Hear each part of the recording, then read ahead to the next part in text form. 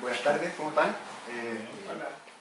Ya lo conocen, pero después de idas y vueltas y conversaciones muchas, estamos muy contentos de presentar a Francisco Ortega con su nueva novela, Bahamut, que creo que está muy vigente en este momento, ahora que se están explotando las inteligencias artificiales.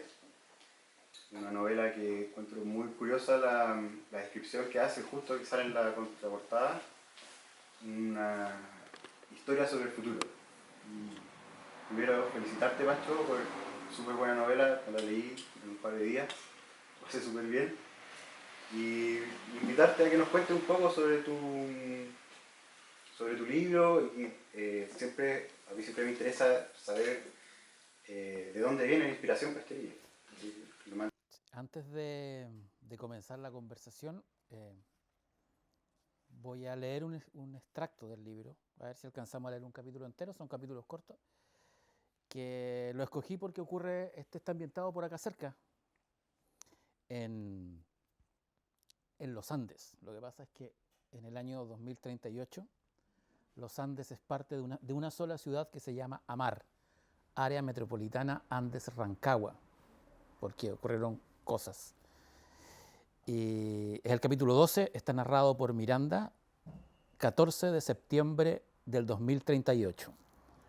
AMAR, País Repúblicas Unidas Patagónicas, planeta la Tierra. Mi hermana Corina esperaba al final del andén, justo debajo de un cartel que recordaba la recién pasada Copa Mundial de Fútbol del 2038. Torneo que pasó a la historia no solo por la victoria de los chinos, sino también por ser el primer certamen mixto y fluido de la disciplina. El fútbol es un deporte de hombres, mueran maricones y lesbianas, rayaron encima del cartel. Era raro que no lo hubiesen quitado. La pintura ya estaba seca y el evento finalizó a fines de junio. Idiotas, la velocidad de las cosas ya los pasó y no van a sacar nada con quedarse afuera, pensé, mientras apretujada entre el centenar de pasajeros que bajaron en la estación Plaza Los Andes, me apuraba para encontrarme con mi hermana. Corina usaba un skin de adolescente japonesa, a pesar de que no es japonesa ni adolescente. Llevaba sobre su hombro izquierdo a Mariano, el gato persa que adoptó legalmente como hijo no humano la Navidad pasada. Ella dice que está dispuesta a asumir y cancelar las reglas de maternidad y como aún vive con mis padres, la tiene fácil, sobre todo ante los costos del agua potable y la escuela de comportamiento para cuadrúpedos, requisito obligatorio a la hora de criar y cuidar a una persona no humana. La saludé con un beso en la frente y también a mi sobrino, que respondió con un maullido. Corina no abrió la boca en todo el trayecto entre la estación y la casa materna. No tuve claro por qué vino por mí. Conozco el camino y estoy segura que no se lo pidieron. Además, con este calor seco, ella odia el calor. Pensé que estaba haciendo algún tipo de demanda religiosa, pero preferí no preguntarle. Es mejor no meterse en esos temas con mi hermana. Lo primero que hice al entrar fue saludar a mamá, que me plantó un beso en la frente. Le pregunté cómo estaba y me respondió que podría estar mejor. Luego se detuvo y sacudió su mano izquierda. Me confesó que en verdad no estaba de humor. El corte diario se iba a extender por 12 horas. No alcanzó a ducharse y odiaba el agua desalinizada que el gobierno entregaba en botellones. Esa nata transparente es asquerosa, pero no me hagas caso. Agitó su cabeza, me dio un segundo beso y fue a encerrarse a su dormitorio. Caminé por el pasillo y abrí la puerta de mi vieja habitación. Me gustaría decir que todo seguía igual, pero la vida real no es como las letras de las cantautoras de los años 20. Aunque aún mantiene su olor, eso nunca se va a ir. Convirtieron mi espacio en una bodega para las antigüedades y cachureos que mamá compra de manera compulsiva en ferias online. Empezó a hacerlo después que se extirpó la glándula del apetito para no seguir engordando. Y ya conocen el viejo dicho, quien no come, compra. Destacaban 2 cajas apiladas en una esquina. La abrí para ver qué tiraron dentro. En la primera, parte suelta de la impresora 3D Mattel que mis padres usaban para fabricarnos juguetes. En la segunda, libros, historietas antiguas, textos de ingeniería y algunas novelas de Elías Miel, el autor favorito de papá. Conoció a Miel, eran casi amigos.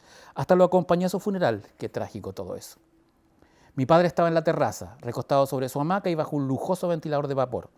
Quizás sea el último año en que pueda costear ese privilegio. 4 nodos controladores de temperatura brillaban por encima del borde superior de sus orejas. Le ayudaban a soportar la ola de calor, ante la cual ningún esfuerzo de viento, nubes o lluvias artificiales hacía efecto, menos en una zona limitada por un cerco natural de montañas desérticas, algunas de las cuales se alcanzaban a ver desde la casa, al fondo y más allá del desfiladero formado por las torres cercanas. Cuando era niño, pronunció al verme salir al patio. Aquellas colinas eran verdes, repletas de árboles, apuntó. Al volver de Francia, todo eso cambió. Su tono de voz se hizo nostálgico, diría que casi triste.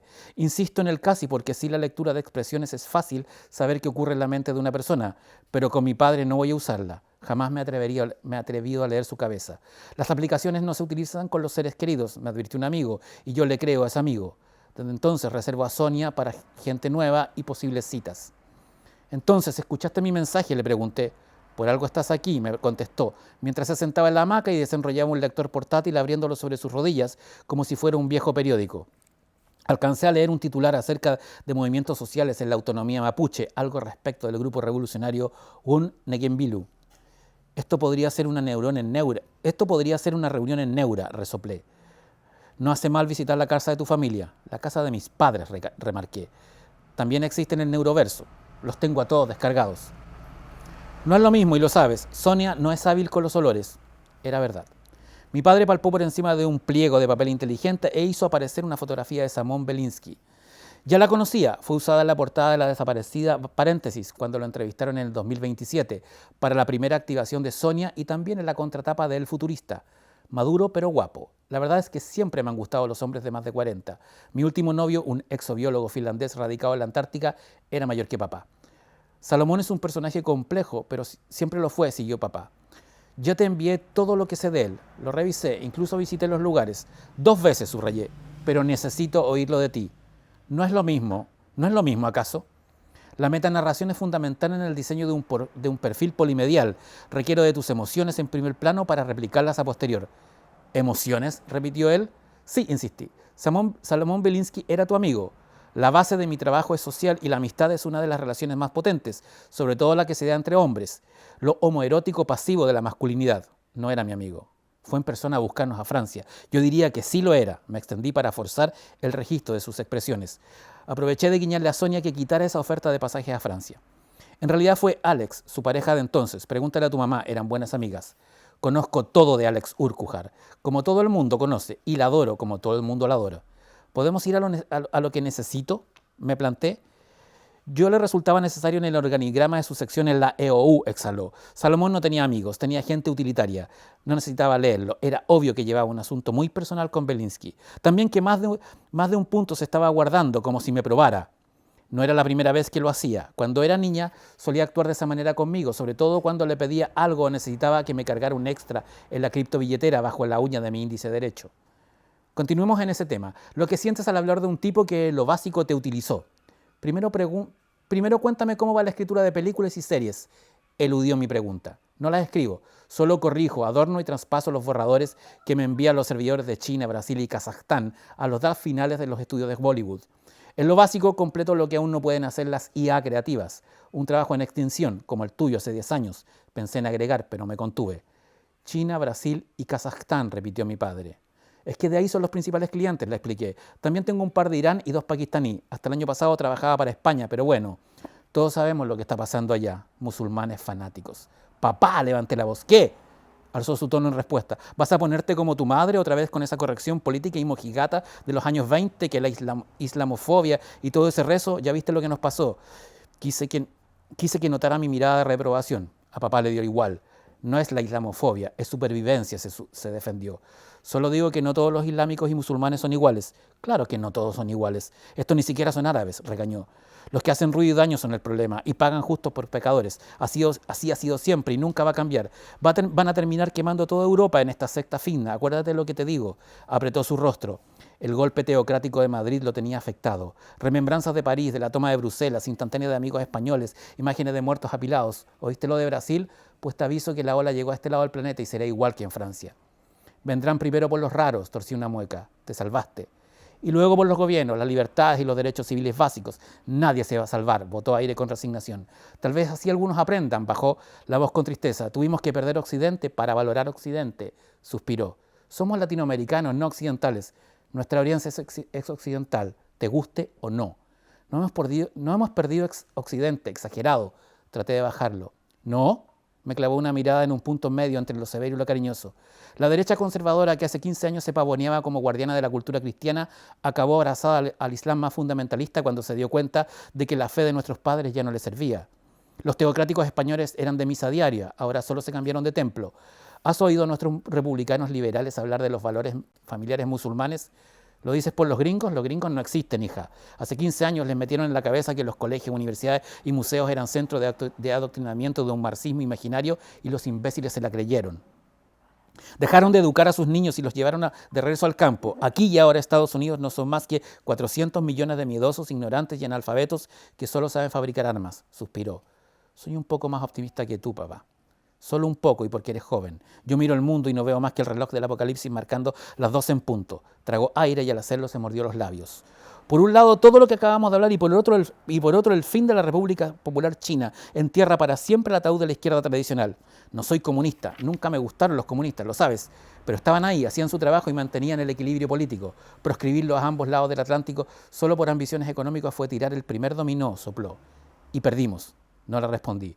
No sabes cómo me avergüenzan los 2020, prosiguió su monólogo. Esos putos años nos mantuvieron a todos adormecidos con caras de flores y gatos bebés hasta que la realidad, la naturaleza humana, nos pegó el puñetazo más doloroso de todos.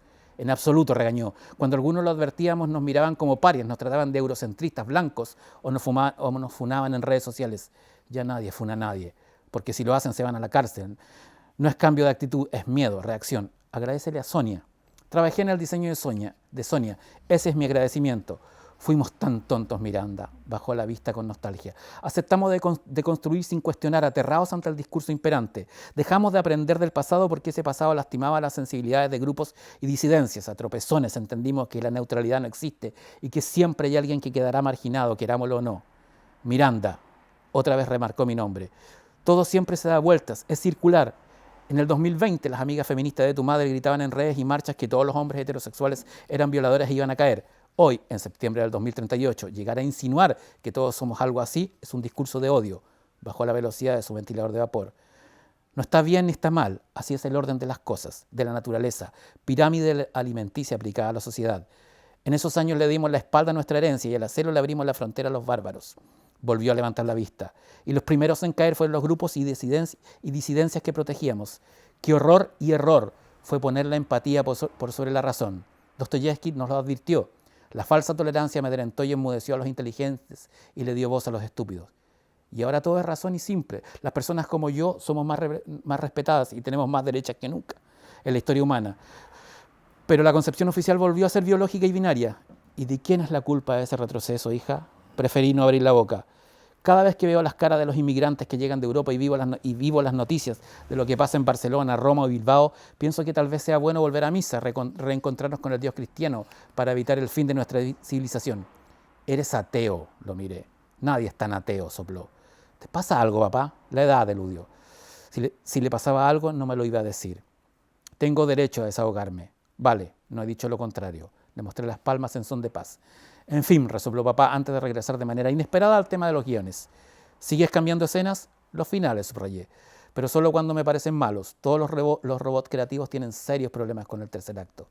¿Y no pides que te acrediten? No puedo, me pagan por ser invisible. Levanté el dedo de mi antigua criptobilletera.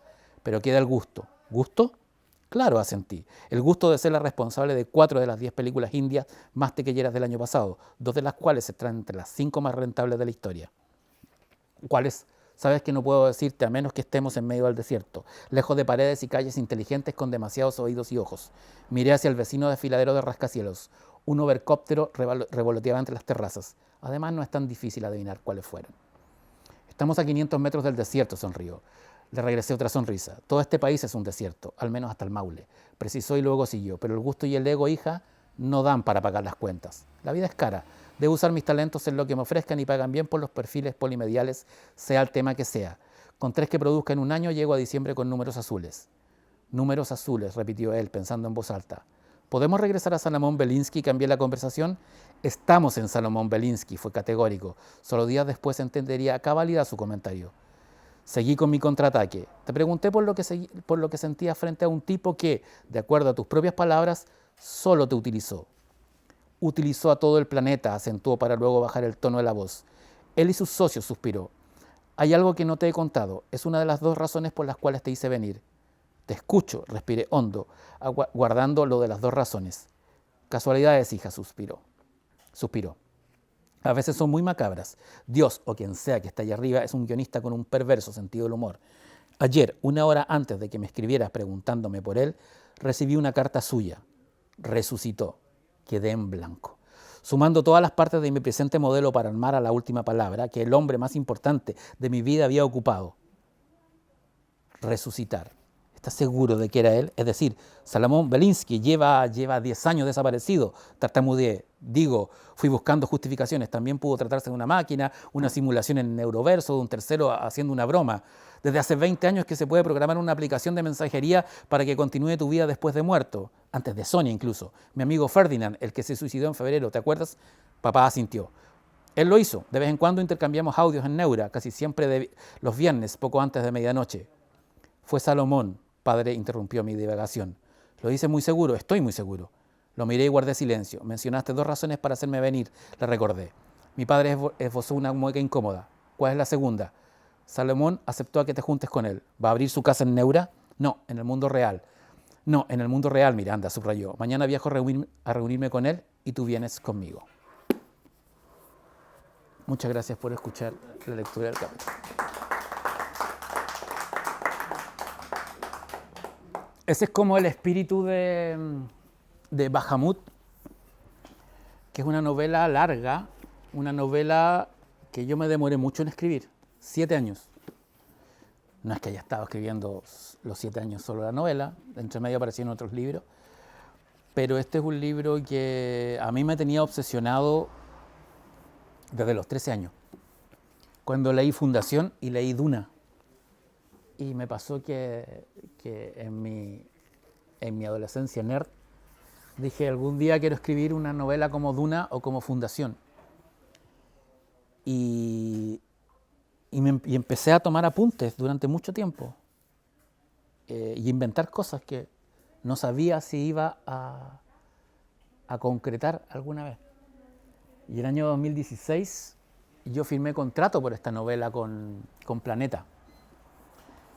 Y la editora entonces me dice, pero tú escribes thriller, no escribes ciencia ficción, es como raro el cambio. Le dije, bueno, a mí me gusta la ciencia ficción y tengo cuentos de ciencia ficción.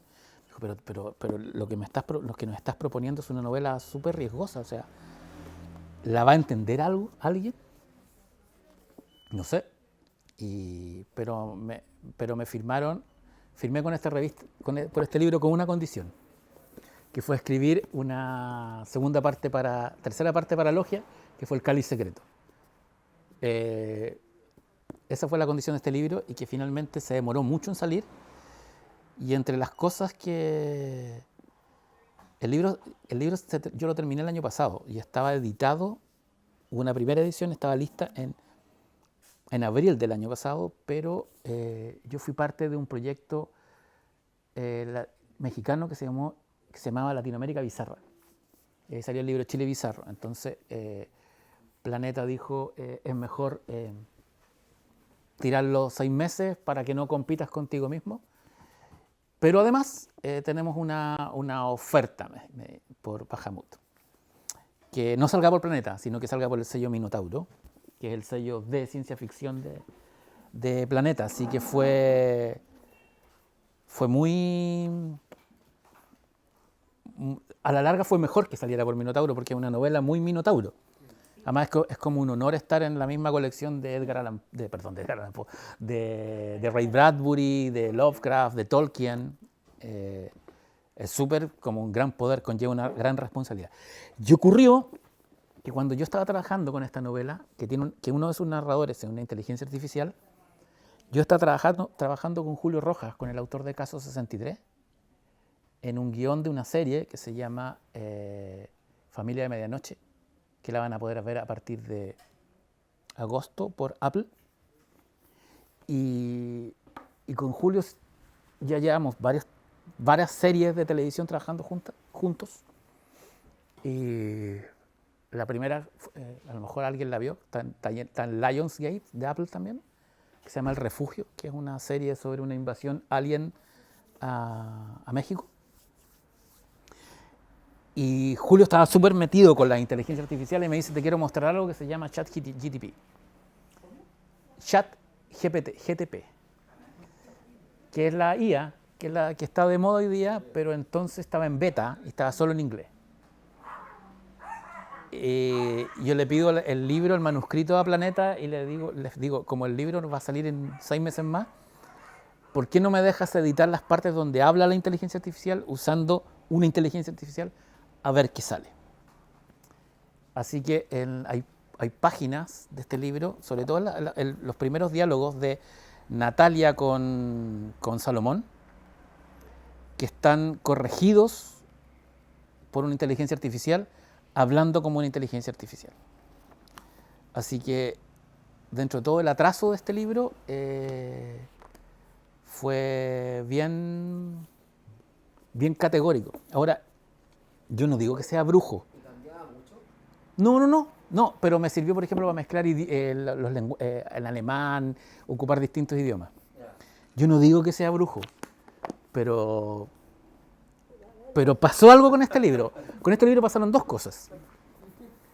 Hubo una parte de este libro que yo escribí el año 2016 y se publicó en un especial de la revista Capital, que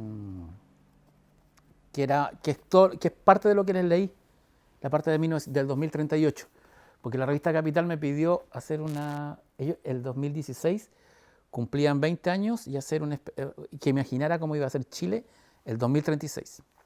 Aquí yo le aumenté 2 años, 2038. Entonces ocupé ese material y lo reescribí.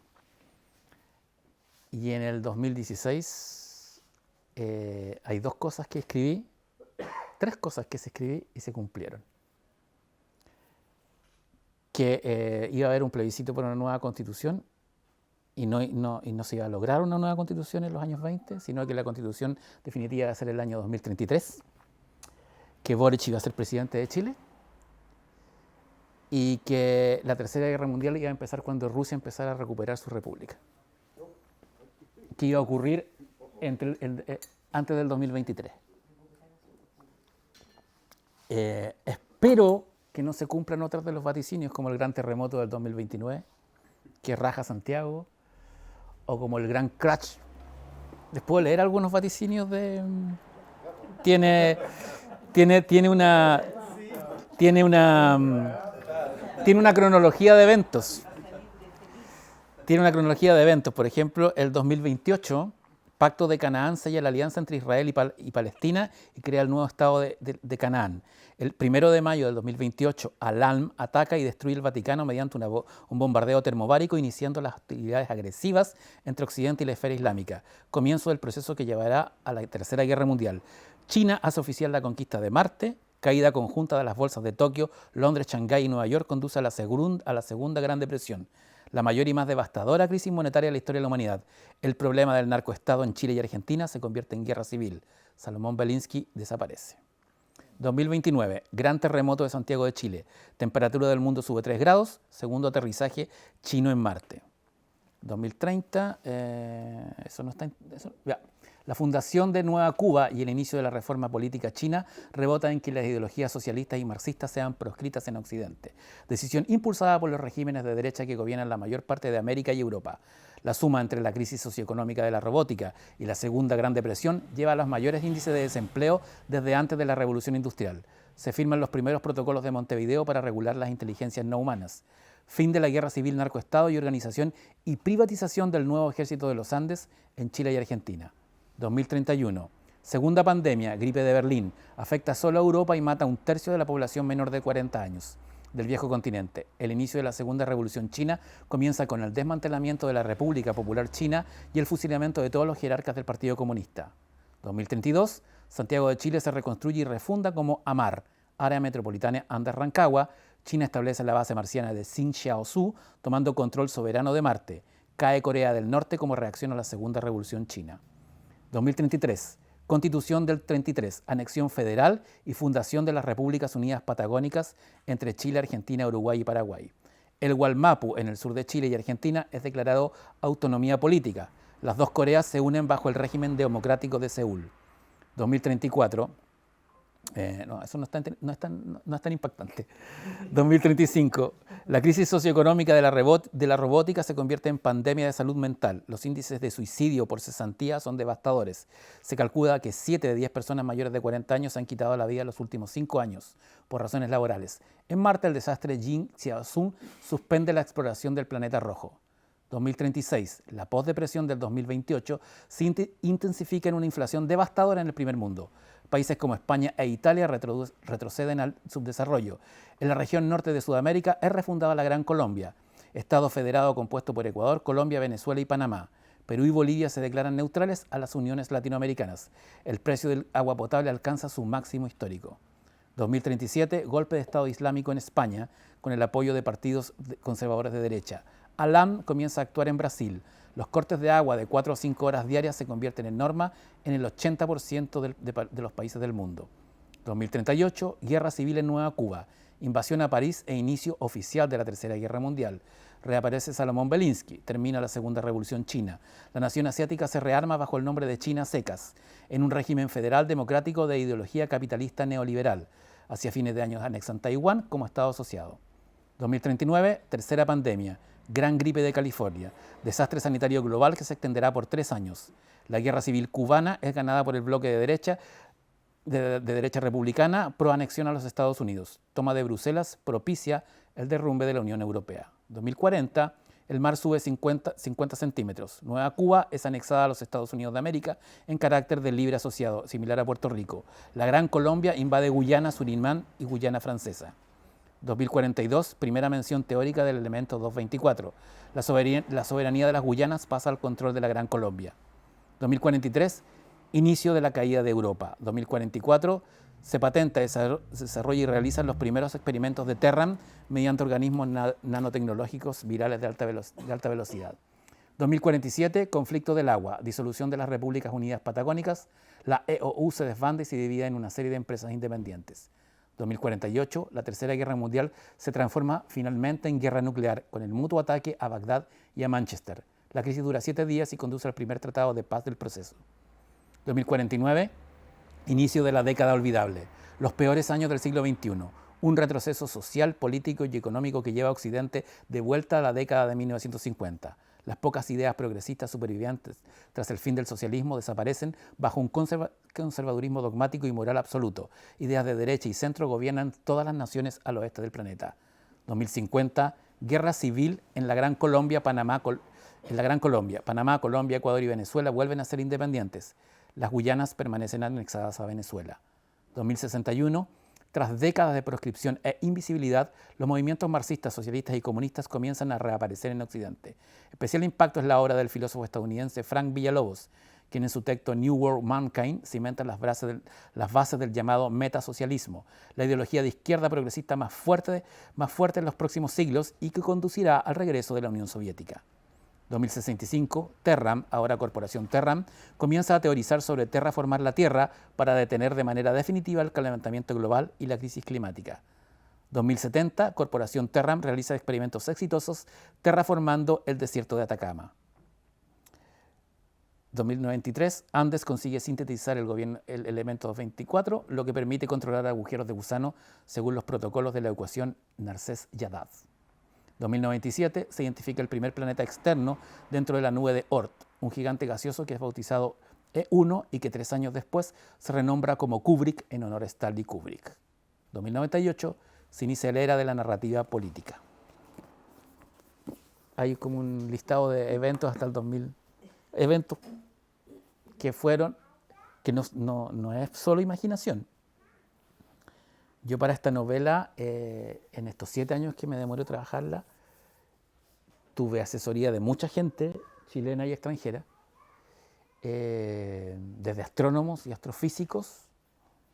Uno de los primeros fue el profesor Massa, que de hecho me confirmó una idea que yo tenía muy loca, de si Júpiter y Saturno podían convertirse en soles de manera artificial, para poder terraformar las lunas y poder habitarlas. Y me dijo que efectivamente se podía con una tecnología miles de años más avanzada. Pero también tuve hartas entrevistas con con filósofos políticos especialistas en futurismo para tratar de imaginar el futuro, pero desde una perspectiva desde el presente. Porque uno no le va a achuntar a todo. Pero sí puede usar la ciencia ficción para espejear lo que ocurre ahora. Entonces, esa fue una de las ideas de la novela. Pero quizás la idea más compleja para mí como escritor, para escribir esta novela, era, no sé, ¿alguien la ha leído acá? Ya. La novela tiene muchos personajes en distinto tiempo y espacio. Primero voy a contar en resumen, voy a hacer un resumen de qué se trata para que se entienda el marco. En el año 3001, que es 3001 por honor a 2001, la humanidad, que está esparcida por el sistema solar, básicamente lo que hoy día entendemos como Occidente, habita las lunas de Júpiter, y todo el bloque socialista oriental las lunas de Saturno, alrededor de ambos planetas que están convertidos en soles. ¿Esto por qué? Porque la Tierra se llama Meca, fue conquistada por una revolución islámica global que en el año 2500 ordenó la expulsión de todos los infieles. Entonces, los que no se convirtieron al Islam están repartidos en Marte. No, Marte no, porque Marte es China, pero la luna Ganímedes, por ejemplo, está toda la órbita de Estados Unidos, en la luna Europa está todo lo que es Europa, en la luna Io está lo que es Latinoamérica, y hay una guerra fría entre los mundos de Júpiter y los mundos de Saturno, que son equivalentes como al Pacto de Varsovia. La tecnología o sea, la humanidad es una humanidad cibernética. La genética ha sido modificada y permite que desde que haya dinosaurios hasta las mascotas más comunes son los bonsai. De hecho, hay un protagonista que tiene un dragón bonsai. Pero las personas, los niños nacen hermafroditas. Una persona, no existe el concepto de sexualidad ni de género. Una persona puede ser 2 horas al día hombre o puede ser 3 horas al día mujer, a voluntad. No es algo que se tome en cuenta. Es como que la sexualidad es personalidad en el futuro. Menos en Meca, porque es un régimen muy conservador, a pesar de que se está dando una revolución. Pero ocurre algo en el año 3001 que provoca una angustia tremenda. Después de rastrear el universo conocido, la humanidad tiene la certeza de que no hay nadie más allá afuera, que somos la única especie inteligente en el universo conocido. No hay extraterrestres, no hay nada más. Y eso provoca una gran angustia, porque el saberte una anomalía es más terrible que saber que estás acompañado. Y hay una crisis religiosa, social, ética, a nivel mundial. Miedo, que se llama la gran angustia. Pero, en el año 3514, o sea, 500 años más hacia el futuro, se empieza a captar en los límites del sistema solar, donde viven colonias humanas que se hacen llamar los Gagarin, en honor a Yuri Gagarin, que son humanos modificados para poder habitar en planetas con una gravedad totalmente distinta. Son personas que, por ejemplo, no necesitan piernas, pero tienen 4 brazos. Más allá de los límites de los Gagarin aparece un fenómeno estelar que es como una estrella, muy misteriosa, que emite unas pulsaciones raras, y esas pulsaciones hablan en castellano. Entonces, Natalia, que es una inteligencia cuántica, artificial, que está en todas partes al mismo tiempo, porque no necesita soporte, y como es cuántica, puede moverse por el tiempo y el espacio. Descubre que los primeros registros de ese fenómeno estelar fueron captados en el año 2014, que es real, así ocurrió, en el observatorio ALMA en el norte de Chile y en el observatorio de Kitt Peak en Arizona. Y se le llama estrella de Tabby. Pueden googlear la estrella de Tabby y es verdad. Que es una extraña fluctuación estelar en la constelación de Cygnus. Entonces Natalia, que no es un nombre de mujer, es una sigla, no voy a spoilear, porque la idea es que lean el libro, pero una clave es la L, que significa que es la actualización 50 de la inteligencia.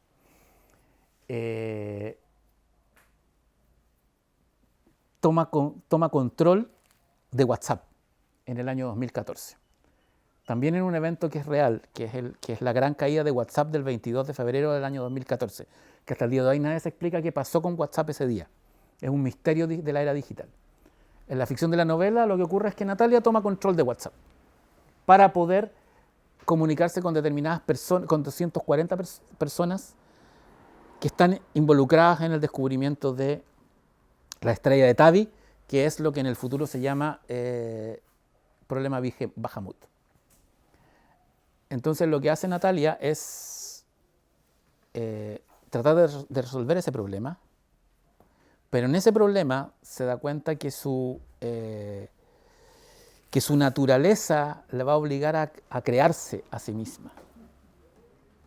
Y al hacer eso tiene que reconstruir los futuros 1500 años de historia humana.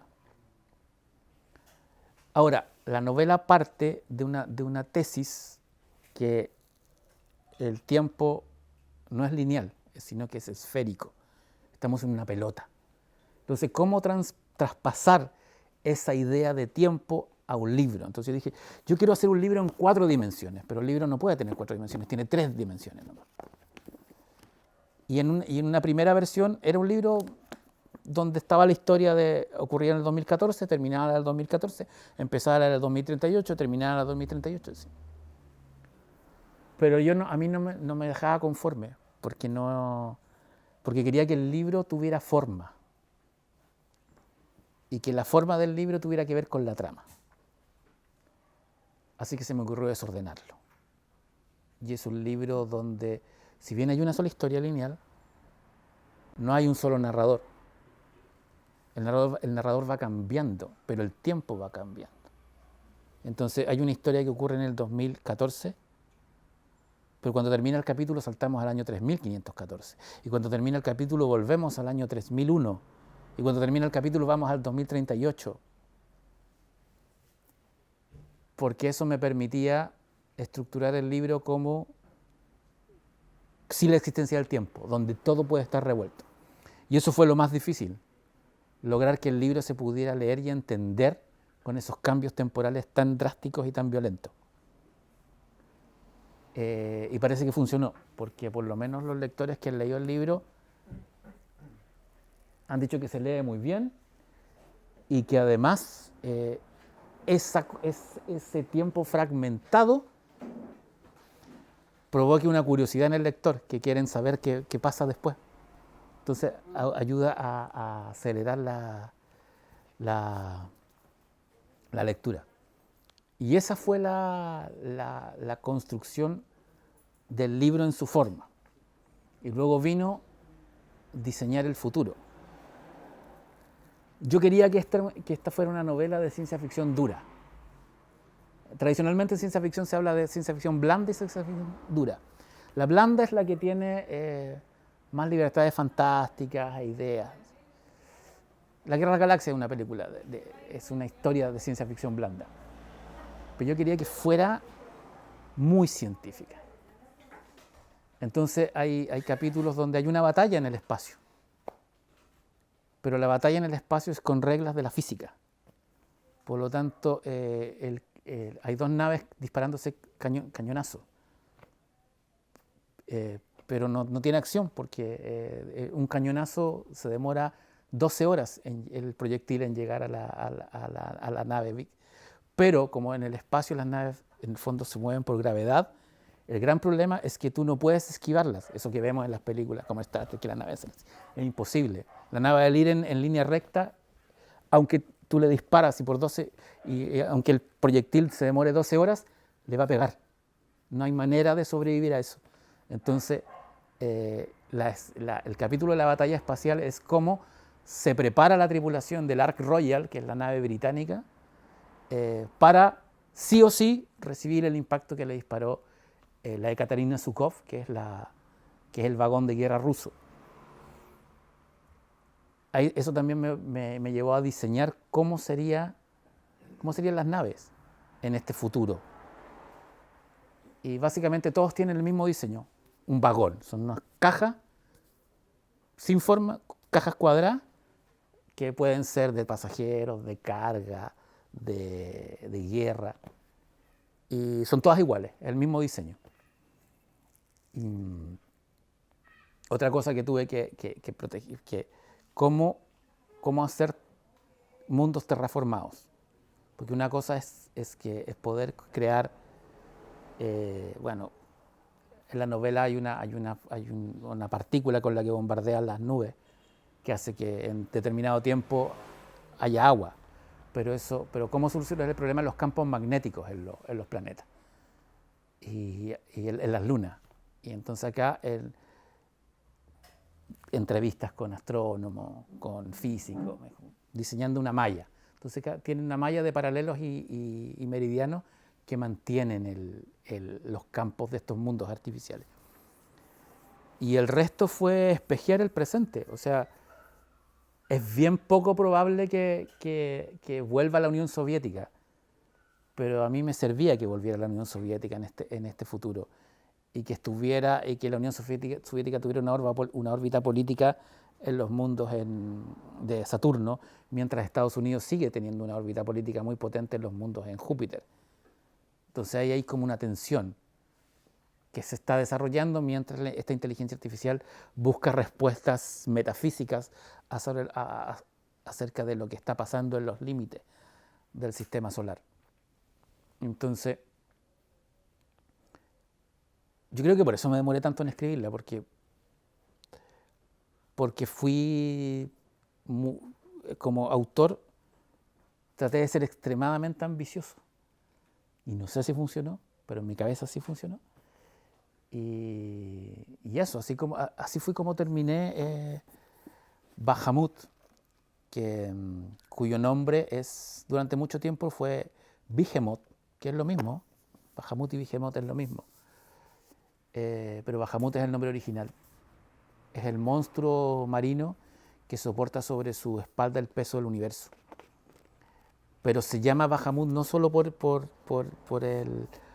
esta imagen, se llama por la imagen, por lo desconocido y lo misterioso que representan los monstruos marinos. Si ustedes se recuerdan, los mapas antiguos ponían monstruos marinos en las esquinas. Acá hay monstruos, acá está lo desconocido. Entonces el Bahamut, que es el monstruo marino por excelencia, es lo desconocido, que acá no está en los límites de la Tierra, sino está en los límites del sistema solar, que es algo que viene y que nos habla y que pone en cuestionamiento la gran trama de la novela, que es, si teníamos la certeza de que estábamos solos en el universo, ¿qué es eso que nos está hablando y por qué nos habla en español? Y así comienza la búsqueda. Esta es una novela de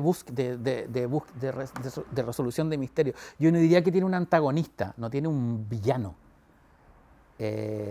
Tiene aunque sí, hay un personaje que eventualmente podría ser tratado como villano, que es como un titiritero. Pero es una historia sobre resolver un misterio. No sé si alguien tiene otra pregunta.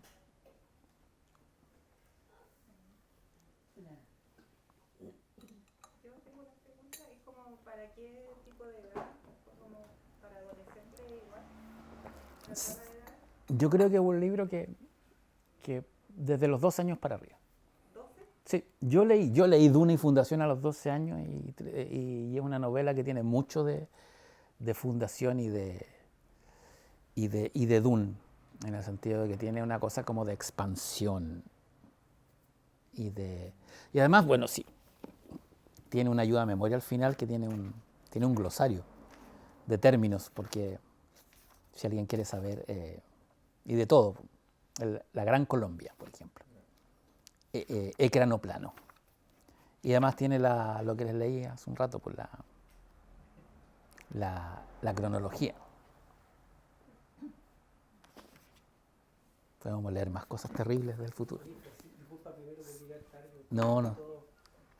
Que, desgraciadamente el programa y por interrumpir. No sé si ya te preguntaron, pero en relación al libro, recuerdo que siempre planteaste que iba a ser un libro gigante. Sí, Y no lo veo tan gigante.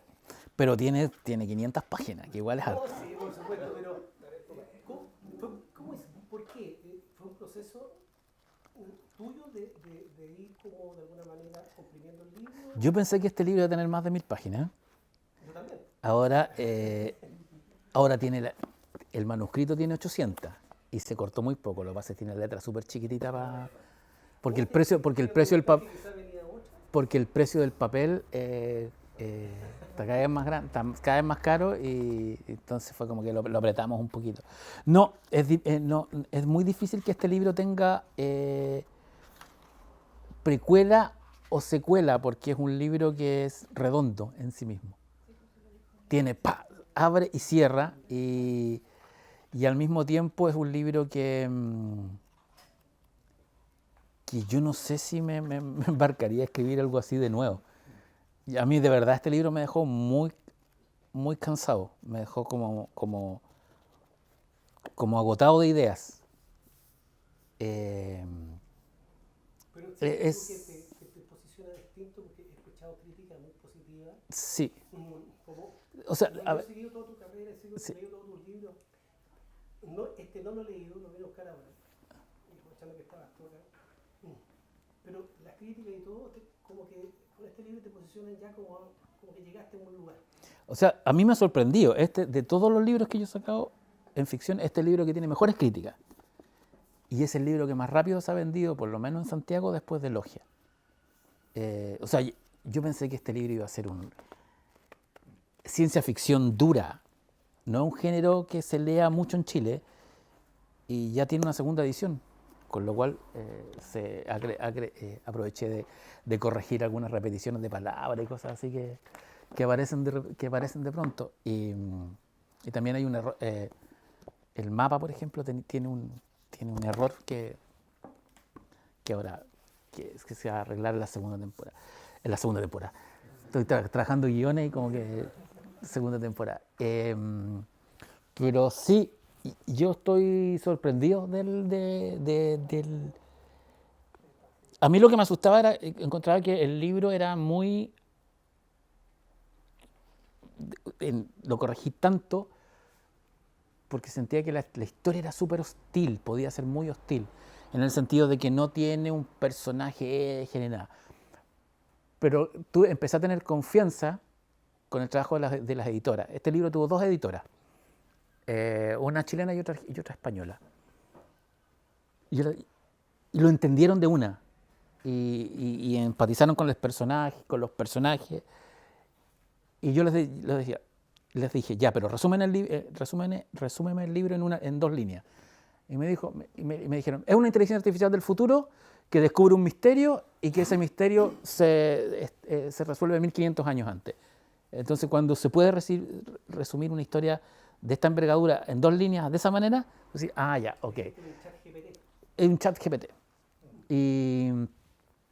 Y nada, como yo estoy muy contento con este libro, porque además de verdad es un trabajo muy largo, y dentro del universo literario que yo he armado, yo digo que es el equivalente a la Torre Oscura en los libros de Stephen King. Porque si bien una pregunta que a mí me hacen siempre las preguntas los sábados es, ¿tengo que leer algo antes de leer esto? No es necesario que leas nada. Pero acá se repiten, por ejemplo, en este libro hay una especie de refinal a mi novela Salisbury. Hay un personaje que es descendiente del narrador de Mochadik. Aparece Princess Valiant y Elías Miel de la trilogía de los Césares. Y y hay referencias prácticamente a todos mis libros. Entonces, es como, por eso es quizás la portada negra, como una caja negra. Y esto yo creo que la portada está muy buena. Yo creo que una de las portadas más bonitas que han hecho de un libro mío es... La diagramación adentro también. sí, tiene una diagramación distinta y el trabajo de portada fue bien heavy porque estaba la tentación de hacer una portada típica de ciencia ficción, mostrando planetas y fondos azules, estrellas y una Bahamut con unas letras grandes. Pero una diseñadora me dijo, es que este libro es tan grande la trama que hay que hacer una portada minimalista. Y tiene que ser extremadamente minimalista. Y diseñamos este logo, que básicamente son los mundos, son planetas unidos. Son 4 soles, el sol que todos vemos, el sol Júpiter, el sol Saturno y el cuarto sol, que es otro sol que hay dentro del sistema solar, pero no quise adelantar nada porque para no spoilear tanto, si igual les spoileado harto la historia. Unos líneas a señales. Señala ya 2001. Claro, ya Es como el... hacían en los campos. sí, pero también es la primera imagen de 2001 es el amanecer, el triple amanecer, la Tierra, entre la Tierra, la Luna y el Sol. Y acá es como más, pero es eso, son mundos. Es una unión de mundos. Y Agregando que Minotauro queda clarito. sí, pues sí. Eso es Sí. otra cosa. Y yo quería, y un libro de portada negra siempre es como elegante. Es como una portada que uno se pondría una polera, ¿no?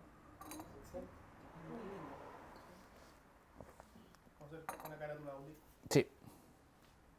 Tiene música este libro. Tiene con el grupo Iceless, que es una banda de rock progresivo chilena muy buena. Sale en mayo. Yo con ellos vengo trabajando hace rato. Le hice guiones de un par de videoclips. Y cuando cantan en inglés.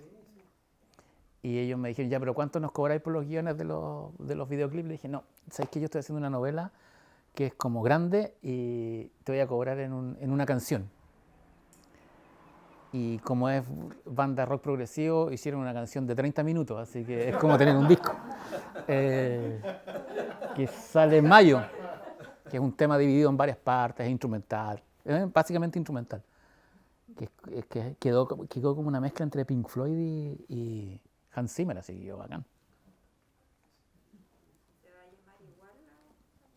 ¿Se va a llamar Bahamut? Sí, se va a llamar Bahamut y va a ser así como parte 1, tanto parte 2, tanto parte 3. Gran finale. Muy Rush, así. Bueno, todo esto que tú, bueno, al final los lectores inventamos esto de Ortega Verso, ¿cierto? Ya tú estás ahí, incluso tú mismo usas ese concepto. Tú cuando, por ejemplo, también, por eso de spoilers que tú has hecho, sabiendo, no lo he leído todavía, pero intento llegar ahora, pero tú has cortado harto. Pero no lo más importante. Pero por supuesto, no el core del tema. Pero uno siente que de alguna manera tú te has dado esos gustos, de hacer guiños a ti mismo, de poner personajes, el descendiente. Entonces... Pues es que no es tanto a mí mismo, básicamente es como un respeto a los lectores. A ver, tengo una suerte que no todos los escritores pueden decir, que es tener lectores súper fieles. Lo que a mí, y yo, gracias a quien sea, a la fuerza, vendo bien. Tengo así, suena súper crudo decirlo, pero tengo suficientes lectores como debo estar entre los 5 escritores chilenos que mantienen una venta pareja de todos sus libros. Y mis lectores son muy fieles y muy comprometidos. Entonces, no es tanto cita a mí mismo, es como regalos para mi pregunta es para allá, ¿será algo estructurado tuyo al minuto de escribir una estrategia estrategia, mirando lo que van haciendo, como este regalo, como este presente que tú vas haciendo. Es, una Como me- un juego. es como un juego, es como un guiño, es como una cosa de hacer comunidad y de... Y en este caso es como decir, ¿sabes qué? Estás en el mismo universo. No, quizás lo más, en el caso del Cáliz Secreto, por ejemplo, esa es una novela que yo, si bien me interesa el tema, la forma como está estructurada esa novela fue por la cantidad de mensajes que me pedían conocer la historia de Princess Valiant. Oye, ¿quién es? ¿De dónde viene? Ya, vamos a escribirle la historia de Princess Valiant. Mi libro es como un gran regalo al lector fan. Pero este es una suerte de anclaje del universo literario. Este libro puede estar al medio y todo el resto dando vueltas alrededor. Y además que hoy día, no sé si es bueno o es malo, la cantidad de sagas que hay provoca que haya un lector que como que no le entra en la cabeza que los libros no se pueden leer en desorden. Entonces, ya, pero ¿qué tengo que leer antes? Entonces, si da lo mismo. No, pero es que ¿cuál es el primero? No, es que da lo mismo. Entonces le digo, mira, por ejemplo, cuando a Chile, a habla hispana, llegó el Código Da Vinci, llegó antes que las novelas previas de Dan Brown. Entonces, toda la gente leyó primero el Código Da Vinci, después leyó lo que pasó antes y no se murió. Y los lectores jóvenes, como que eso la cabeza les explota. Como que tienen un orden de... Y después me dicen, ya, pero estás haciendo un universo como Marvel. No. O sea, a ver, el primer universo cohesionado es el de Alejandro Dumas, por ejemplo, que hoy día estrenaron los Tres Mosqueteros. Todas las novelas de Alejandro Dumas están mezcladas. Y, bueno, los mismos personajes de los Tres Mosqueteros reaparecen en El Hombre de la Máscara de Hierro, en El Conde de Maupassant, en Los Tres Mosqueteros 20 años después, en Las Nuevas Aventuras de D'Artagnan. Bueno, en Julio Verne también, todos los personajes se van cruzando. Entonces, es algo que no es nuevo, pero igual es divertido hacerlo, pero también tiene esa cosa como que, sobre todo insisto, con los lectores más jóvenes, esa cosa de que no tengo un orden, es como que, la cabeza, ya, pero ¿qué tengo que leer antes? Yo le digo, solo tengo 2 libros que tienen un orden, que es Logia y Andinia, porque es una sola historia, pero el resto da lo mismo. Y para mucha gente un alivio que sea uno, porque Sí. carga tener por obligación que seguir en otro. Sí, exactamente. Y además que muchos escritores hacen un muy buen primer libro y los otros van decayendo. Que pasa harto. Ahora, yo creo que mis libros más nuevos son mejores que los primeros. Yo tengo dos traumas literarios. Encuentro que, por ejemplo, Alex Nemo, el segundo cómic que hicimos con Gonzalo Martínez, es mucho mejor que Mochadik, pero por alguna razón Mochadik lo eclipsa. Es como que nada. Y encuentro que El Cáliz Secreto es, pero en todo sentido, mejor novela que Logia. Pero a todo el mundo le gusta Logia. Y es como que es la primera. Pero yo encuentro que El Cáliz Secreto está mejor escrito, está mejor estructurado, los personajes están mejor armados. Y lo mismo que me pasa con Alex Nemo. Y Alex Nemo, si bien igual le ha ido bien, no ha tenido el impacto. Sí, y yo creo que por eso funciona tanto y por eso también está la edición de 10 años, que es a colores y grande. Y que ojo, esta edición de Mochadik es la misma que va a salir en Francia, así que porque en Francia pidieron a color, no querían el cómic en blanco y negro. Pero en muchos colegios. En muchos colegios, mucho. La tienda de Reñaca siempre ha funcionado muy bien. Sí. De hecho, para mí, yo como librero, yo como haz debajo de la mano. Oye, quiero a alguien joven que le gustan los cómics, mira, prueba este chileno. Mochadik.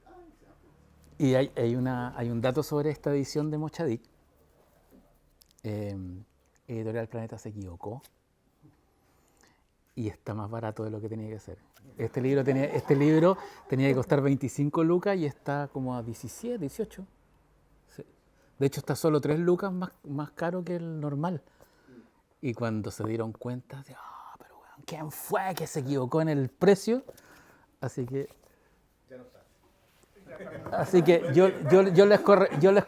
si alguien quiere la edición de Día Aniversario, aprovechen. Ganaste un premio con Gonzalo ahora hace poquito de esto, ¿no? Un premio en México. Felicitaciones por eso. La verdad es que Ganamos un premio en México, ganamos un premio. Es que Mochadic ha ganado cualquier premio, es como ha sido como bien. además para nuestro chauvinismo nacional, La ballena blanca chilena. ponerle así. Sí. Pongamos a Moby Dick en el escudo. Voy a cambiar un poco el tema, pero siempre hay una anécdota que me encanta contarla de Mochadic. Fui por el Ministerio de Cultura a Puerto Saavedra a hablar de Mochadic y los mitos mapuche. Pues la ballena blanca es parte del mito mapuche Trempulcahue. Entonces, era un curso, era una escuela rural de chicos de 13, 12 años. Entonces termino de dar la charla y estaba la típica niña muy empoderada, muy power, que era de mapuche, se llamaba Sayén o Millaray. Entonces dice, gracias por esta historia, gracias por recuperar los mitos mapuche de la ballena blanca, de la Isla Mocha. Además todo lo que representa la ballena. Deberíamos poner en el escudo porque es la fuerza femenina y la gran hembra del mar. Y no me dio tanta pena decirle que Mochadic era macho. Pero después Pedro Cayuqueo me aclaró que en rigor en la cosmogonía mapuche no existen las ballenas machos, son todas hembras. Así que la chica tenía razón. Más allá de que Mochadic sea un macho. O sea, por ejemplo, Son machis, mujeres que hay machos, hay machis. ballenas en la cosmología. Sí, pues las machis eran mujeres las que se convertían, pero hay machis hombres también. No, sí, claro. Pero, por ejemplo, cuando vamos a colegio con Gonzalo a hablar, siempre funciona porque cuando un niño pregunta, ¿y qué significa Mochadic? Entonces, profesora, ¿podemos contar lo que significa Mochadic? Sí, por supuesto. Bueno, los grandes cachalotes que eran albinos eran generalmente machos, viejos. Entonces los balleneros les daban nombres relacionados con el pene. Ja, ja, ja, ja. Porque efectivamente era dick, bueno, todos saben lo que es en inglés, y mocha entonces significa el gran pene de Isla Mocha. Y ja, ja, ja, ja, y ahí enganchan. Generalmente a los niños siempre les gustan ese tipo de. Pero eso. Han hecho un trabajo también súper importante, y me imagino que quizás todos los tiempos te están agradeciendo, pero yo lo vuelvo a hacer ahora, de sacar a la luz este tipo de cosas. Por ejemplo, lo de Jeremiah Reynolds. Reynolds en Chile, todas las cosas que hizo, lo que pasó a partir de eso, las historias tú mismo has contado muchas veces que después este tipo se devuelve, bueno, después de Super Libro Gigante se devuelve a Estados Unidos y tiene como amigo a Poe Sí. y Melville, ¿no? Sí, Y al final esas historias tienen que ver con las historias que él le contó que sucedieron en Chile. sí, po. Entonces, yo creo que tú has sido súper importante en esa pega de dar a conocer eso, porque para nosotros no nos da desconocido. Bueno, a mí siempre me llamó la atención. Yo lo he contado otras veces, ¿eh? Yo había leído Moby Dick siendo niño, 8 años, en la revista Mampato. Y a mí me encantaba todo lo que tuviera que ver con monstruos marinos y cosas así. Entonces, y un día estoy en Pitrufquén, en el sur de Chile, en la casa de unos tíos que eran ferroviarios.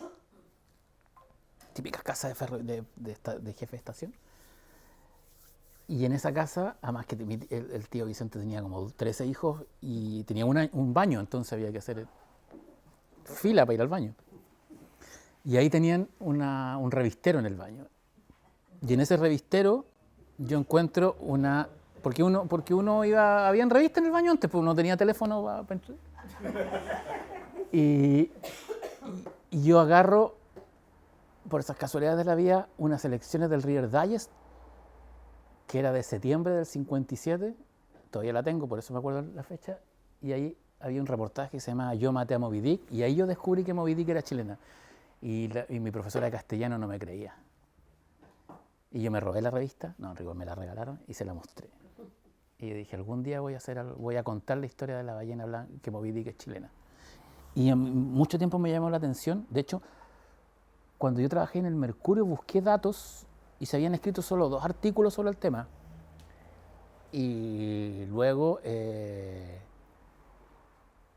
cuando sale la primera edición de Mocha Dick, a mí me llamó la atención que tan poca gente supiera que Moby Dick era chilena y que se llamaba originalmente Mocha y que, bueno, Melville le cambia el nombre porque en honor a un amigo, Tobias Green, Tobias, entonces Toby y Mocha, Moby.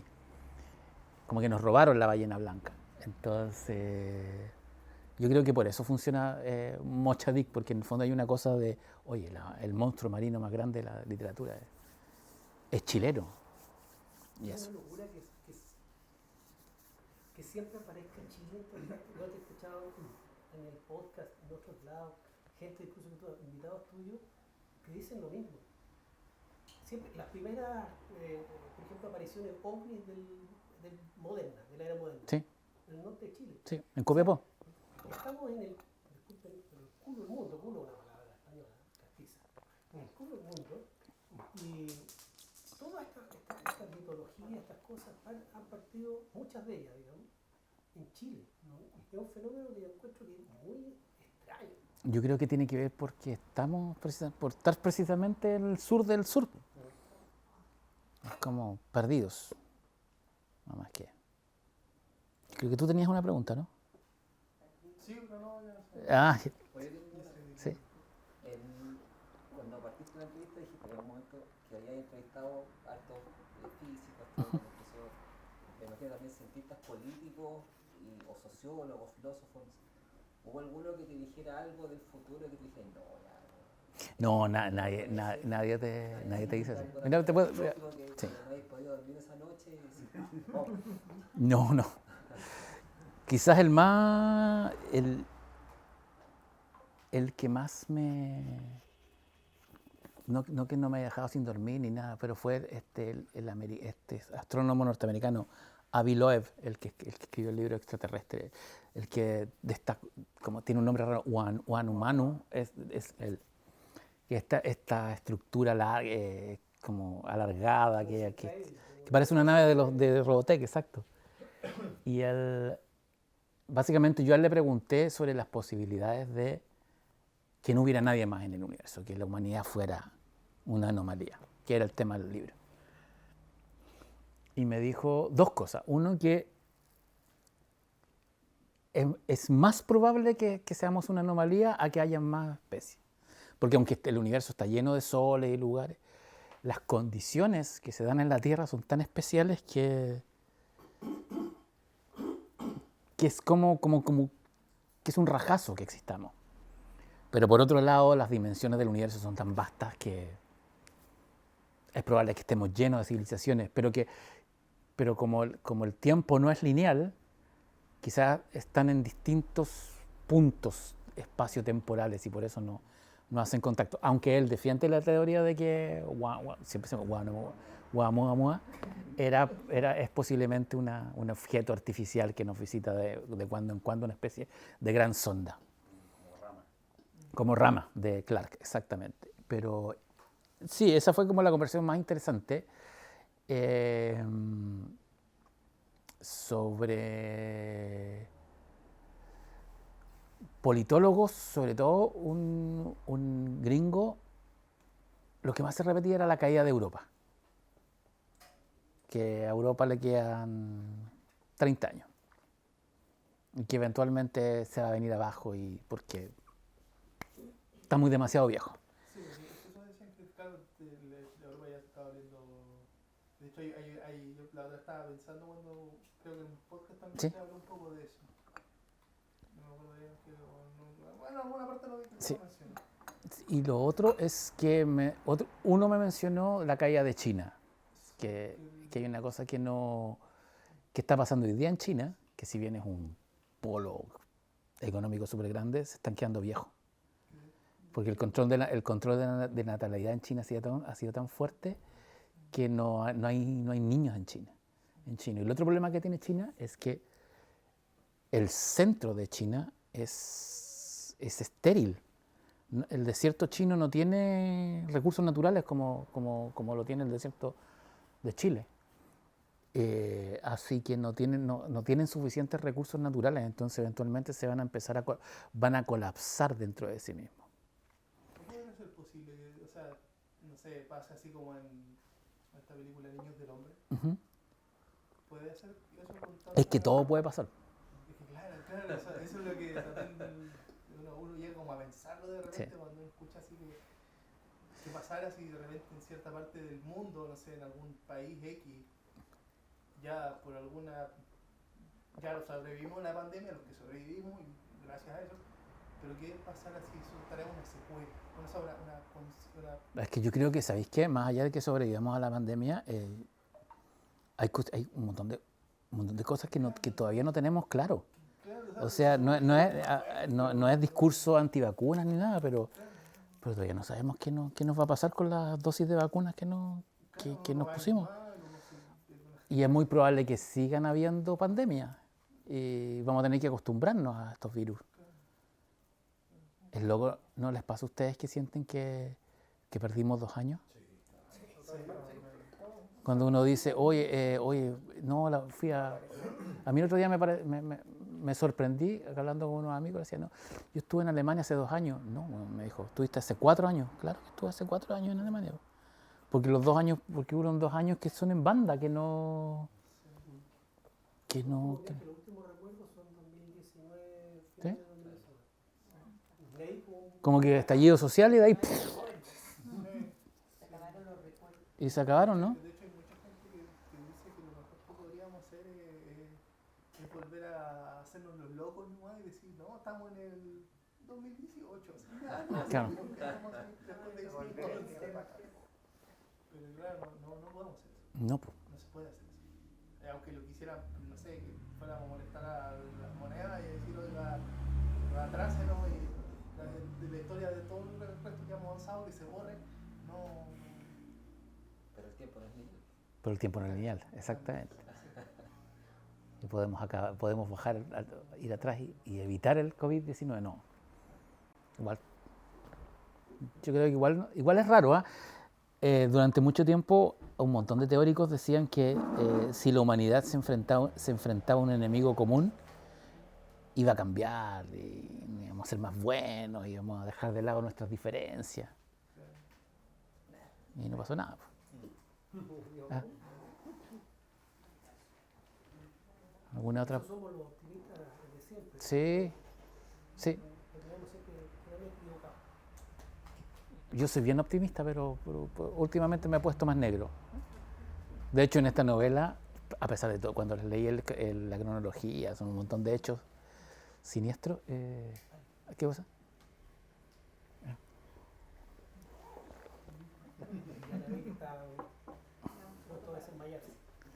Y es bastante optimista el futuro. Así que eso. ¿Alguna otra pregunta? ¿Estás ahora, aparte, o sea, como continuidad o una nueva línea? No, estoy haciendo un libro con Félix Vega de monstruos y criaturas chilenas. Monstruos mitológicos, pero también literarios. Por ejemplo, no solo está el ¿cómo se llama? El cuero o el basilisco, pero también está, por ejemplo, los niños deformes de las novelas de José Donoso, el caballo de Baldomero Lillo, el merodeador de Hugo Correa, y hemos hecho una investigación literaria sobre monstruos en la literatura chilena, y hay algunos terribles, que yo no me acordaba. Por ejemplo, hay una de María Luisa Bombal, hay una mujer que es muy elegante, que tiene una boa alrededor del cuello, y las manos son como de serpiente, que se aparecen en un cuento de los años 30. Entonces, como son ilustraciones y pequeñas historias. Tú estabas buscando a alguien de Argentina para escribir un libro? No sé si estoy mal, pero tú estabas como queriendo reeditar un libro que creo que era muy especial, que hace mucho tiempo que no se ha editado. Pero es un libro chileno, es un libro que se llama Abordaje al Caleuche. Pero el tipo estaba en Argentina Sí, escribiendo, sí, sí, sí. sí, está, se murió, entonces estoy tratando de ubicar a los hijos. ¿Está vivo ese proyecto todavía? Sí, sí. Y en novela quiero escribir una novela policial, un policial así como muy noir. Estoy como tomando notas para eso, todavía falta. Y eso, y bueno, yo creo que el próximo año va a salir una edición de 10 años de Logia, que va a estar corregida y ampliada un poco, que sería septiembre del 2024. Y yo lo que hago es escribir guiones, lo que más estoy hoy día en audiovisual, proyectos para afuera. Para México estoy en una serie que se llama Enigma Guadalupe, que básicamente es Andinia, es mi novela Andinia, la parte mexicana de Andinia, que eso es para HBO, pero como HBO está como se reorganizando, está como atrasada. Familia de Medianoche, que es la que les conté, la de Apple, la de la ambulancia, que aunque parece que fuera un nombre como sobrenatural, en realidad no es una historia muy, muy normal. Pasa que en Ciudad de México, que es una ciudad que tiene 22 millones de habitantes en el área metropolitana, el gobierno mexicano, el gobierno de la ciudad, tiene 11 ambulancias, para 22 millones de personas. Entonces, en México hay un mercado, hay un negocio informal de ambulancias. Las familias suelen comprar ambulancias y tenerlas ellos mismos. Y las enchulan con la Santa Muerte, con la Virgen de Guadalupe, las pintan. Y contratan estudiantes de medicina, porque la ambulancia que tiene un estudiante de medicina es la que logra mejores tratos con las clínicas. Y corren toda la noche y compiten entre ellas. Y entonces es la historia de una familia que tiene una ambulancia. Y la rivalidad que hay con las otras familias de las ambulancias, un amor, la historia de amor entre la hija de ellos Perdón, me perdí. ¿Eso es una idea tuya?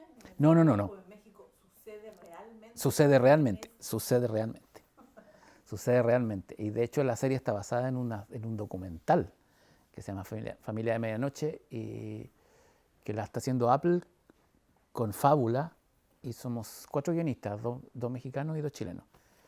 Y eso va a salir en julio, yo creo. Y ahora hay mucho interés en... un agente me movió los derechos de Salisbury para convertirlos en, no sé si película o serie. Pero siempre ocurre que es buena historia, pero puede ser en México. A ver, yo voy a contar acá algo que no debería contar, pero estamos en confianza.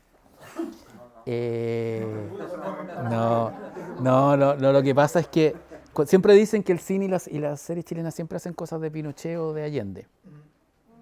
Pero no es porque no se quiera salir de ahí, es porque es lo que piden afuera.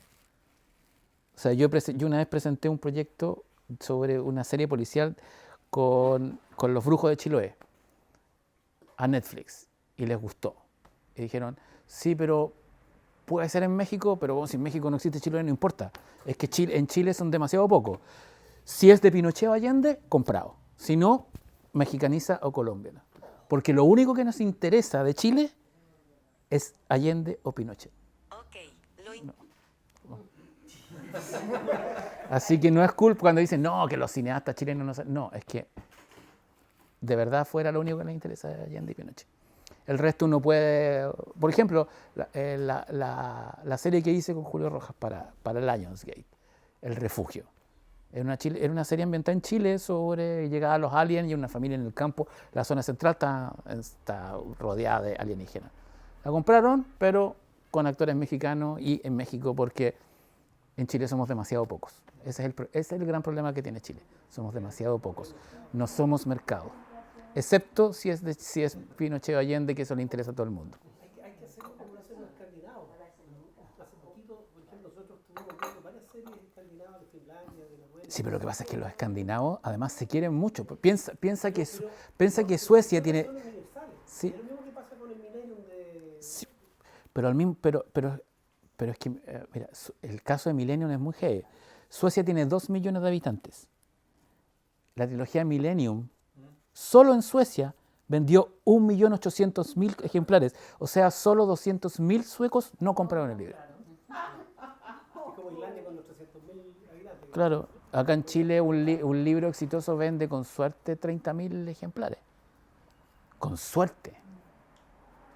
Y en varios... Lo que yo decía es que ellos igual yo creo que se vieron, es como la música, cuando Sí. hicieron con ABBA y todo esto, Sí. de cantar en inglés o ajá, Sí, cantar en inglés y hacer historias mundiales, Sí. como si fueran ingleses de alguna manera, ¿no? yo creo que estamos empezando, que de a poquito vamos a lograr meter, Sí.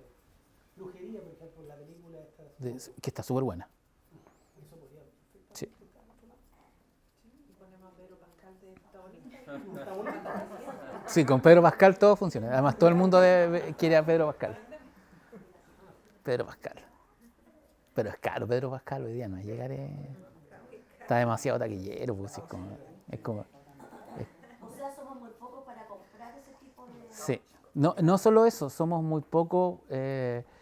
Somos como público somos muy pocos. La cantidad de suscriptores que tiene Netflix en Chile, que la mayoría tiene Netflix, es que somos pocos. En Chile somos menos de 20 millones. No somos para la industria general no somos nada. O sea, solo en Sao Paulo, Ciudad de México tiene más habitantes que todo Chile. Buenos Aires también. Bueno, todas estas casas de como Páramo y todo Sí. en Buenos Aires y puede estar cayéndose a pedazos, ¿no? Sí. Están en Buenos Aires y no acá. Estaban en Caracas. Yo cuando trabajaba en BTR, iba a hacer entrevistas a Caracas porque allá estaban los holdings de Sony, de HBO y de todos, pero no. Y Caracas estaba viniendo abajo, ya estaba Chávez, y era como. Pero Caracas era. Pasa lo mismo con los libros. Pasa lo mismo. Siendo Sí. un mercado muy chico, por eso el libro tampoco tiene tanta salida en Chile. O sea, ahora, estos últimos años, 5 o 6 años, hay como una nueva explosión de la librería como en su rol dentro de la sociedad, pero seguimos siendo un país demasiado chico para generar volúmenes grandes de ventas. Y afuera tampoco nos conocen. Tampoco. Mucha gente uno los lee y dice que no tienen idea. Bueno, de chileno. Isabel Allende, sí, po. Pero oye, no, es que fuera- Isabel Allende ya, claro, es gringa.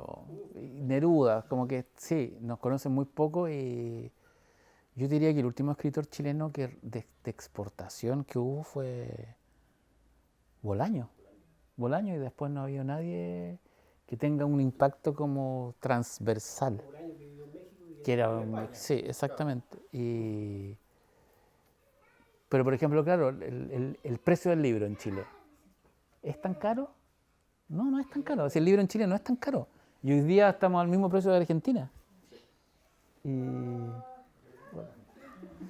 Y los libros en España cuestan lo mismo que en Chile. Entonces, dicen, no, que el libro en Chile... Yo creo que el problema del precio del libro en Chile es que existe una idea preconcebida de que el libro tiene que ser más barato. Y como que no... En una escala, la gente prefiere invertir 5 lucas en una cajetilla de cigarros. ¿Sí? ¿Ya? Y con 2 o 3 te compras un libro, o con 4 y se acabó el cuento. O sea, Pero no se quejan del precio. tú vas con 2 o 3 personas no un bar, al Starbucks. Y te sale más caro que comprar tu libro. Hoy día cualquier cosa sale 15 lucas. ¿Sí? Y el restaurante, y como tú decís, comida rápida, 15 lucas. Y el libro sale 15 lucas. ¿Sí? De hecho, incluso si uno lo piensa también, por ejemplo, uno lo que puede gastar en un plan de, no es que uno esté en contra, pero lo que uno puede gastar en un plan de Netflix o de los planes un poco más caros que son de HBO, de todo lo streaming que pueda haber. Si uno lo piensa un poco, pucha, déjate de pagar una de esas tres cosas que tengan, porque por lo menos en Chile tiene que haber una persona que debe tener... Todos, y con suerte solo ves Netflix Claro, o Amazon. solo te veis Netflix y O un You- pedacito de HBO sí. y después, chao. Y piensa tú que con lo que gastáis en esos planes, podrías comprarte un buen libro. Sí, pero yo creo que existe esa idea de que el libro en Chile es caro. Bueno, también que el IVA, sí, el IVA es feo, es como que es feo que el libro se le cobre el IVA, pero tampoco incide tanto en el precio, po. O sea, si alguien reclama que un libro de 12.000 pesos es caro, va a reclamar porque cuesta 10 lucas sin el... Oye, una pregunta, ¿y el libro tal cual no lo conocemos, tú crees que cuánto tiempo más va a durar? Yo creo que mucho tiempo más, porque el libro a la gente le gusta todavía el papel. Todavía le gusta el papel sobre el... Porque de hecho no ha ocurrido... bueno, también la música, se acabó el CD, comenzó el digital, pero volvió el vinilo, po. Entonces estamos... Conviven. O sea, yo conozco personas que tienen los libros en Kindle, pero también los quieren Sí, también los quieren físicamente. porque el Kindle es rápido, es cómodo, para viajar sobre todo. Te podéis llevar varios libros en uno, pero a la larga es como... Es que además que los libros son muy bonitos. Y lo otro que permite el libro son actividades como esta. Yo celebro mucho que me hayan invitado a esta librería y que ojalá más librerías hagan eso, porque el encuentro que el autor puede tener con lectores o con posibles lectores, por ejemplo, el otro día en una librería en Santiago me decía, oye, disculpa, llegaron solo 4 personas. Pues si no importa, aunque lleguen 2. Si en el fondo es demostrar que el libro está vivo. Y eso se hace en librería. Que sean como esto, es como un punto de encuentro. O también en las ferias, de libro, que de hecho a mí me devolvió la gana de leer un Sí. poco, que yo me había ido hace muchos años a la feria del libro, y un día fui y me pillé con una editorial y todo así, no, me presento mi libro y todo. Y, bueno, le pedí una ojeada, le dije, interesante, ¿sabes qué? Ya, te lo compro. Y él me dice, ¿te lo firmo? Y yo le digo, ¿cómo? Sí, porque este es mi libro, yo lo escribí. ¿Usted lo escribió? Sí, ábrela. Sí, me lo firmo. Y eso después con el tiempo uno lo piensa un poco Sí. y adquiere un valor sentimental. Y podéis revender el libro o firma. De hecho, mi hermana me dijo, si el loco se vuelve famoso, otra cosa, alúzale. Yo una vez compré un libro usado y venía firmado. Y era de Escarmeta el libro. Estaba firmado. Nosotros en la casa tenemos un libro que mi suegro compró en Valparaíso, iba pasando, librería, estaba Neruda firmando. Se compró el 20 poemas, la primera edición de 20 poemas son Pero ese es como... No, pero mi papá estaba enojado porque le puso Neruda, no Pablo. Entonces llegó a la casa nuestra porque se lo regaló a la Cata, mi mujer. Nosotros reíamos. Yo tomo el libro ya, medio destruido ya. Lo tenemos puesto dentro de una cuestión de plástico especial. Lo abro, Neruda. O sea, casi Con esa tinta casi como más azul. líquido. Y ahí la que nos contando la historia. Claro, pasó, estaba Neruda, llegó, se lo firmó, se lo pasó. Y mi suegro, entonces le puso otro nombre. Y nosotros lo tenemos ahí como, y cada vez que va alguien que le gusta la historia, decimos, mira, ¿la abre? O sea, un medio tesoro. Mi papá tenía todos los libros de Neruda, le encantaban Neruda, pero era mi papá era de esos especiales. Ujú. Si tenía que quejarse, tenía que quejar por algo. No le puso Pablo, porque se demoró poco. ¿Por qué no? Le puso Neruda nomás, que igual medio tesoro. ¿Por qué no fue? Una primera edición de 20, o sea, La otra vez que invité a la casa con el piso, Sí. cuando vayas, tú me ya pues, te la voy a cobrar. Se lo voy a robar. ahí a los míos les puedes poner. Bueno, estimados, yo creo que hoy estuvimos más de 2 horas hablando. Muchas gracias, Francisco. Sí, no, gracias a ustedes, gracias por... Estás en tu casa. Sí, no, dale, aproveche. ¿Hay algún pionero o pionera en Chile en el cual tú te hayas inspirado? No sé si, o que sea como para ti también un referente importante. Ah, Temolobo. Temolobo. Temolobo, siempre Temolobo. Temolobos. ¿Ubicas a Sergio Meyer? ¿Ah? Sergio Meyer de Quillota. Sí, lo conozco, éramos amigos con Sergio Meyer. Ya. Y... Es como que no es muy conocido. No, para nada.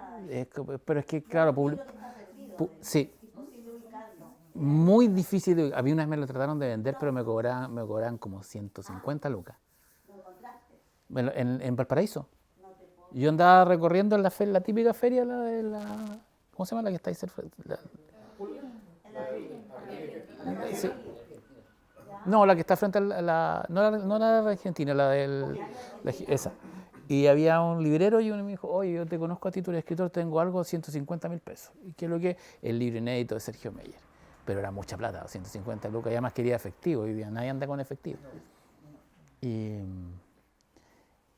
Y claro, y fui a su casa alguna vez de Meyer en Villa Alemana, ¿no? Sí, Quillota. Tenía la casa, pero tenía libros en todas las paredes. Y hoy día es como un restaurante chino. Sí.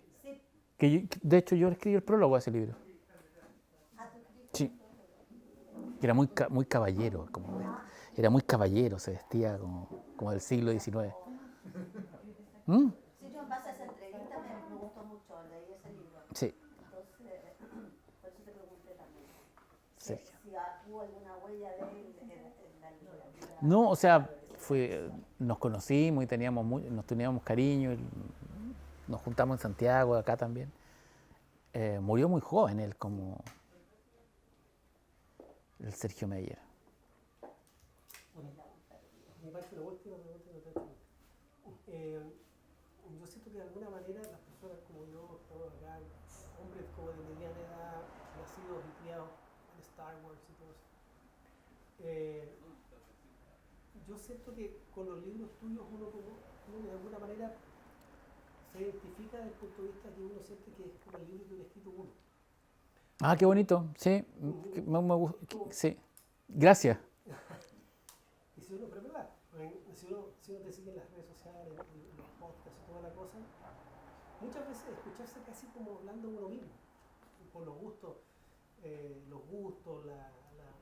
tus referencias, cosas por el estilo.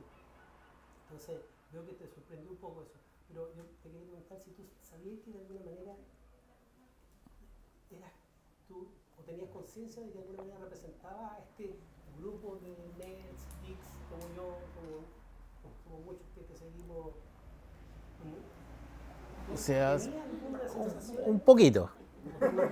Sí. Pero tampoco así como el abanderado, pero un poquito. Pero gracias por el piropo. Bueno, ahora sí que sí. Muchas gracias. Sí. Gracias a ustedes. Y si alguien trae...